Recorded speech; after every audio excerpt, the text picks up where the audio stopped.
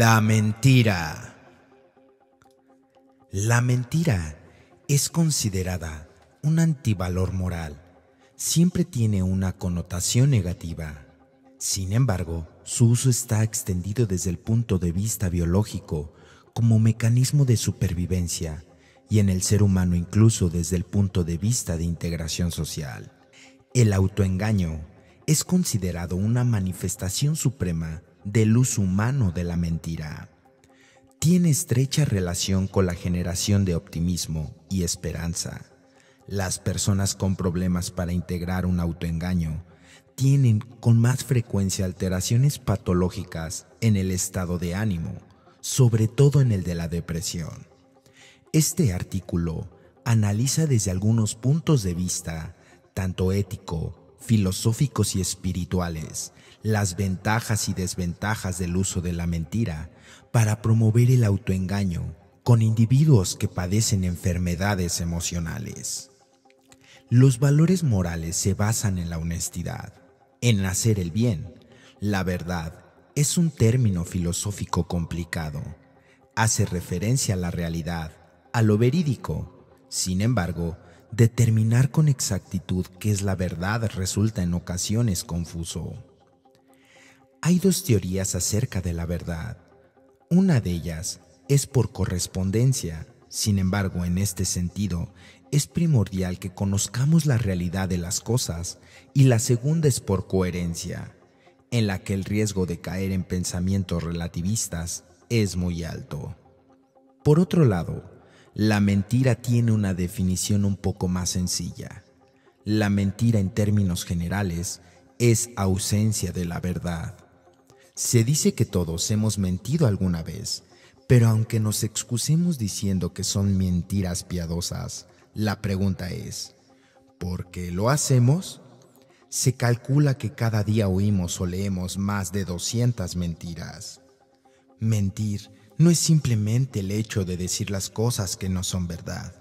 También se miente ocultando información. Se puede mentir sin utilizar las palabras, con sonrisas falsas, maquillajes que ocultan o disfrazan parte de nuestro cuerpo, entre otras más. La gente miente para quedar bien, para excusarse, para obtener lo que quiere, para no perder ciertos derechos, para dar una mejor imagen de sí mismo o de sí misma, para no ofender o hacer sufrir a otras personas con la verdad, porque no saben o no pueden decir que no, para postergar decisiones por temor al rechazo o al castigo. Pero, ¿qué hay detrás de una mentira?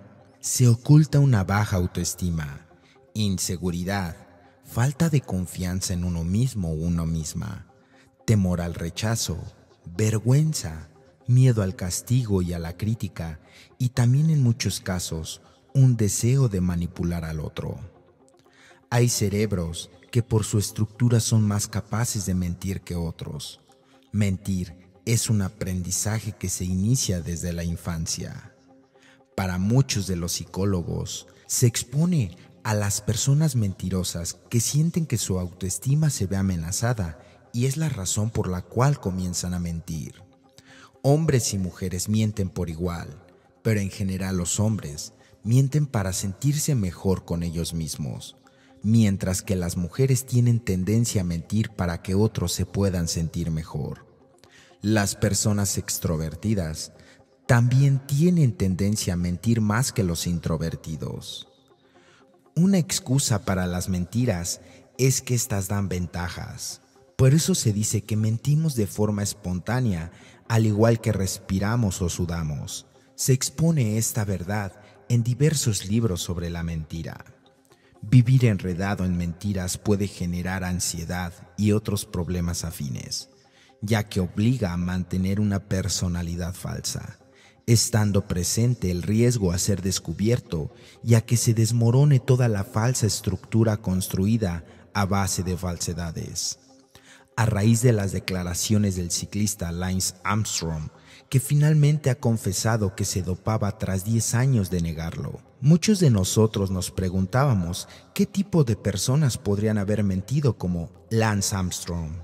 Pero aquí una pregunta particular sobre este tema es: ¿Qué ocurre cuando sale la verdad? Perdonar a un mentiroso y sobre todo volver a confiar en él requiere tiempo y empeño. Incluso a veces es imposible llegar al perdón real, ya que la confianza cuesta mucho de conseguir y la mentira la destruye por completo. La verdad se constituye como uno de los más altos valores morales. Reivindicar la mentira como un valor moral en ciertas situaciones es congruente con la idea de Nietzsche, cuando se dirigía a los espíritus fuertes y bastante independientes como para reconsiderar los juicios de los valores opuestos y abrir nuevos milenios. Y aunque consideraba esta tarea era exclusiva de la filosofía, muchos de los valores universales deben ser reanalizados a la luz de nuestra realidad actual, desde un punto de vista tanto científico como espiritual. Para San Agustín, la mentira es simplemente una comunicación falsa, unida a la intención de engañar, contrario a lo que en algún momento dijo Santo Tomás de Aquino, que no consideraba la intencionalidad. En su obra Contra la mentira, distingue varios tipos de ellas, las que divide en las que hace daño, de las que no lo hacen, y de estas últimas habla de tres principales: las que ayudan a alguien, las que pueden salvar la vida de alguien y las que protegen la pureza de alguien. Desde un punto evolutivo, la mentira en las especies sin lenguaje y la mentira en los seres humanos se encuentran muy extendidos. Prácticamente todas las especies hacen uso del engaño con fines de supervivencia y reproducción. En relación con el hombre, la mentira tiene una función primordial en cuanto a la cohesión social. La mentira en esencia nace con el lenguaje. Antes de eso es solo engaño. Charles Mauss dice: el habla fue dada al hombre para ocultar sus pensamientos. Mentir implica el reconocimiento de estados mentales de los otros. Somos lectores de la mente inconsciente, opinaba Dawkins. Los niños que son capaces de mentir de manera exitosa generalmente son niños con un desarrollo normal. Los niños que no mienten tal vez no sean niños buenos, sino niños autistas. Por último, uno de los aspectos más interesantes en el acto de mentir es nuestra capacidad de mentirnos a nosotros mismos. El autoengaño plantea situaciones filosóficas de la mente que nos remiten al dualismo cartesiano y a la teoría multimodular de Freud. Pero lejos de cuestiones filosóficas o anatómicas que pudieran explicar nuestra capacidad para mentirnos a nosotros mismos, está su función neuropsicológica. Las personas que son capaces de autoengañarse, que pueden de alguna manera modificar su interpretación de la realidad, son, en términos generales, personas más estables emocionalmente. Su contraparte, las personas que observan la realidad tal cual es, son individuos con más tendencia a la depresión. En general, son menos sociales y más fatalistas. Esta capacidad para percibir de una forma más amable la realidad es nuestro fundamento neuropsicológico para argumentar que la mentira puede en ciertas circunstancias ser benéfica y dejar de conceptualizarla como un antivalor moral. Sobre todo bajo el concepto de la capacidad de autoengaño, aligera muchas de las tensiones a las que diario nos enfrentamos. Enfrentar nuestra propia muerte es sin duda una de las mayores tensiones de nuestra vida. La mentira casi siempre tiene consecuencias adversas. Ocultar información o emitir información errónea impide acciones correctas. La consecuencia de la mentira como acto es mala. De ahí la aversión que se tiene al acto de mentir en todas las culturas. Sin embargo, la conceptualización de bueno o malo que se le da al resultado de la acción cae en un ámbito relativista. Es el engañado en el que se decide si el ejercicio de la mentira es bueno o malo según las consecuencias de la misma. Pero si apartamos de la capacidad de elección a la que tiene derecho todo individuo, no contar con la información veraz y completa transgrede los principios de autonomía y justicia. Incluso por sí misma, la mentira incurre en el principio de maleficencia. Se hace un daño al mentir. No hay beneficencia en el acto de la mentira. No es esperable un beneficio de una mentira. Las consecuencias de la mentira prácticamente en la mayor parte de las ocasiones son malas. La verdad es un valor innegable para todos los individuos. Los principios bioéticos que se basan en la verdad. Si se toma en cuenta que es el resultado de la acción lo que la etiqueta de buena o malo o la acción de en sí misma, la utilidad de la mentira puede justificarse bajo ciertas circunstancias. El resultado de su ejercicio puede provocar un beneficio, a diferencia de la verdad que puede ocasionar un mal mayor. Nadie es capaz de decir siempre la verdad. Muchos autores advierten sobre las consecuencias de nunca mentir. Socialmente es inaceptable una persona que siempre dice la verdad. Incluso resulta hasta peligroso. Conforme las ideas de varios autores, quien considera cierto tipo de mentiras que no hacen daño e incluso algunas de ellas pueden hacer algún tipo de bien, y evaluando el resultado de la mentira misma, se puede argumentar que si el resultado de una mentira, considerándola más bien el ocultamiento de información, produce una sensación de bienestar, esperanza y optimismo en enfermos terminales, esto justifica su uso. El resultado es mucho mejor si se usa la mentira que exponer a un enfermo en estas condiciones a una verdad cruda y decepcionante. A veces la gente miente para mejorar su imagen, motivación que puede explicar muy bien la afirmación, fácilmente rebatible, del presidente Donald Trump, de que la cantidad de asistentes a su toma de protesta fue mayor que la primera de Barack Obama. La gente miente para esconder un mal comportamiento, como el narrador estadounidense Ryan Lochte durante los Juegos Olímpicos de verano de 2016, quien afirmó que lo habían asaltado a punta de pistola en una gasolinera, cuando, de hecho, él y sus compañeros de equipo, borrachos después de una fiesta, fueron a dar una cátedra en los Juegos Olímpicos. Incluso la ciencia académica, mundo ampliamente habitado por gente dedicada a la búsqueda de la verdad, ha demostrado tener una galería de impostores como el físico Jack Hendrick, cuyos supuestos hallazgos en la investigación de semiconductores moleculares fueron fraudulentos. Estos embusteros obtuvieron notoriedad por lo indignante, descarado o dañino de sus falsedades, pero su engaño no hace de ellos un tipo de aberración que nos podríamos imaginar. Las mentiras que los impositores, estafadores y políticos fanfarrones esperan apenas yacen en la cima de una pirámide de engaños que ha caracterizado el comportamiento humano por miles de años. Los investigadores descubren que somos propensos a creer algunas mentiras, incluso cuando son inequívocamente contradichas por evidencia fehaciente. Estas revelaciones sugieren que nuestra proclividad a engañar a otros y nuestra vulnerabilidad a ser engañados resultan en especial relevantes en la era de las redes sociales. Nuestra capacidad como sociedad de separar la verdad de la mentira se encuentra bajo una amenaza sin precedentes. Igual que aprender a caminar y hablar, mentir es una especie de logro del desarrollo. Mientras los padres suelen considerar preocupantes las mentiras de los niños, ya que son una muestra del inicio de la pérdida de la inocencia, hay muchos autores que ven este principio de comportamiento en los niños pequeños como un signo tranquilizador de su crecimiento cognitivo que va por buen camino.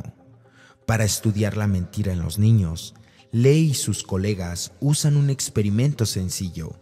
Les piden que adivinen la identidad de juguetes con base en pistas auditivas. Para los primeros juguetes, la pista es obvia: un ladrido para un perro, un maullido para un gato, y los niños responden con facilidad. Luego, el sonido que se reproduce no tiene nada que ver con el objeto. El investigador deja la habitación con el pretexto de atender una llamada telefónica, una mentira por el bien de la ciencia, y les pide a los niños que no se asomen a ver los juguetes. Al regresar, pide a cada uno la respuesta seguida por una pregunta. ¿Te asomaste o no? La mayoría de los niños no se resiste a asomarse y lo descubrieron gracias a las cámaras escondidas. El porcentaje de niños que se asoman y luego mienten depende de su edad. Entre los transgresores de 2 años, solo el 30% son honestos. Entre los 3 años, el 50% miente. Y para los 8 años, alrededor del 80% afirma que no se asomó. Los niños también se vuelven mejores para mentir conforme crecen. Al adivinar el juguete que secretamente aspiraron, los de 3 y 4 años dan la respuesta correcta sin darse cuenta de que esto revela su transgresión y mentira. A los 7 u 8 años, los niños aprenden a enmascarar su mentira respondiendo mal, a propósito tratando de que su respuesta parezca una suposición menos razonada. Los niños entre 5 y 6 años caen en medio. Lo que motiva este incremento en la sofisticación de la mentira es el desarrollo de la capacidad del niño para ponerse en los zapatos de alguien más, conocida como la teoría de la mente. Es la facilidad de adquirirlos para entender las creencias, intenciones y conocimientos de los demás. Para mentir también es fundamental la función ejecutiva del cerebro, las capacidades requeridas para planeación, atención y autocontrol. Los niños de 2 años que mintieron en el experimento lograron mejores resultados en las pruebas de la teoría de la mente y función ejecutiva que quienes no lo hicieron. Incluso a los 16 años, los niños que eran mentirosos competentes tuvieron mejores resultados que los mentirosos mediocres. Por otro lado, los niños en el espectro autista, conocidos por su retraso para desarrollar una teoría de la mente robusta, no son buenos mentirosos.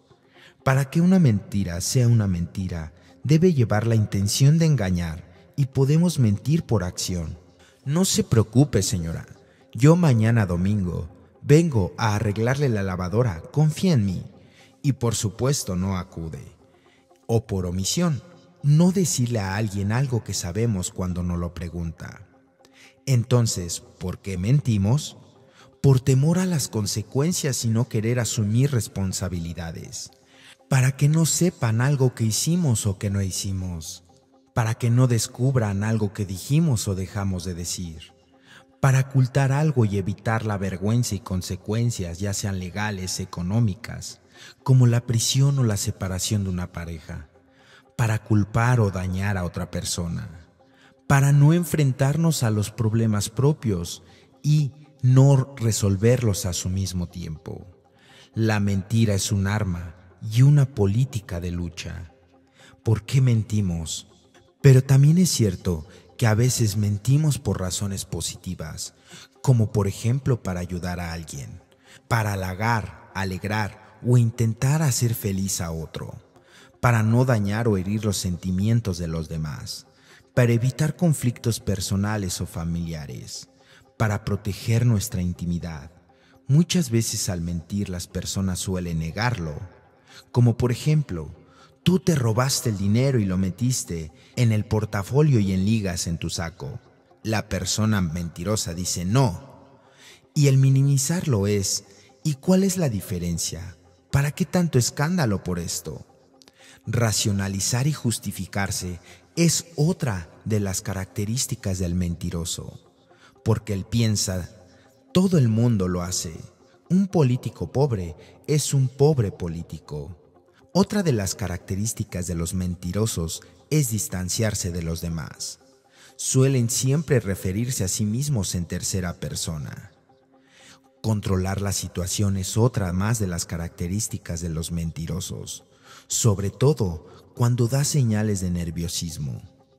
Como por ejemplo, ¿sabes por qué al mentir una persona suele rascarse la nariz?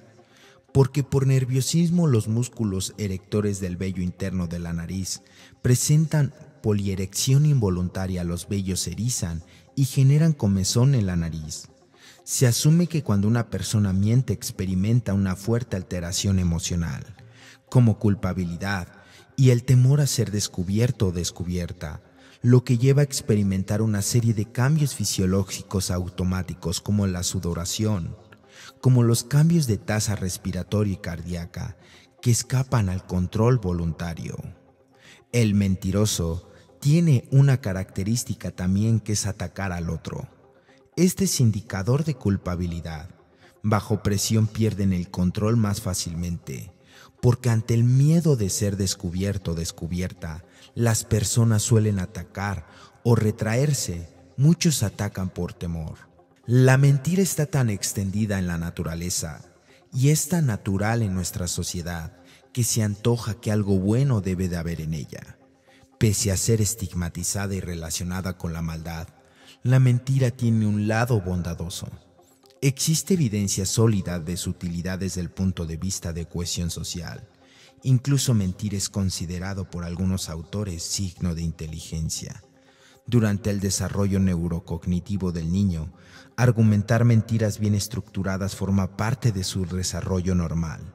La mentira nace con el lenguaje y se fortalece y madura con el desarrollo de nuestra capacidad de percepción de estados mentales en los otros. En este orden de ideas, el imperativo kantiano debería cambiarse de forma sutil, no basarse en las acciones en cuanto a su valor moral, sino en los estados de ánimo ocasionados de nuestras acciones, es decir, perseguir a toda costa la felicidad propia junto con la de las demás. Nietzsche, a finales del siglo XIX, propuso un cambio en la percepción de los valores morales. Argumentaba la valentía y fuerza de espíritu para tal efecto. En nuestro tiempo, debemos perseguir un cambio sustancial en nuestra concepción de preservar la vida a costa de todo y de todos. Nunca, como ahora, vemos complejos patológicos resultantes de la conducta irreflexiva y falsamente moral. Afortunadamente, nuestra generación está comprendiendo que el paradigma debe de cambiar. Es decir, ¿quién realmente tiene la verdad absoluta? Tal vez tengamos una experiencia que pueda ayudar a los demás y que seguramente se compaginará con la mayoría. Sin embargo, debemos de ver que cada caso es diferente y que nadie tiene la verdad absoluta referente a algo. Es como, por ejemplo, una dama que ha engañado a su hombre. Todos podemos juzgarla, podemos señalarla, pero ¿nos hemos preguntado por qué lo hizo o por qué le mintió tanto al hombre? En un caso que se supo, la mujer aguantaba al hombre solamente por situaciones de soledad y de dinero, pero en el fondo ella ya no amaba a su hombre. Sin embargo, ese temor la orilló a mentir durante casi 10 años hasta que fue descubierta. Esto no es bueno ni malo, simplemente fueron las circunstancias y al final el que se daña con la mentira es uno mismo. Por ello, los mentirosos sufren en silencio. Por ello, muchos de los mentirosos sus consecuencias las viven ellos mismos. Y aquí cabe hacer hincapié que ni Dios ni los demás tienen la culpa. El mentiroso debe de dejar de señalar a los demás y tiene que darse cuenta él en qué ha contribuido para que los demás sean así con él, ya que a través de una mentira tiene que decir otra y otra y otras hasta que se vuelve loco y se pierde.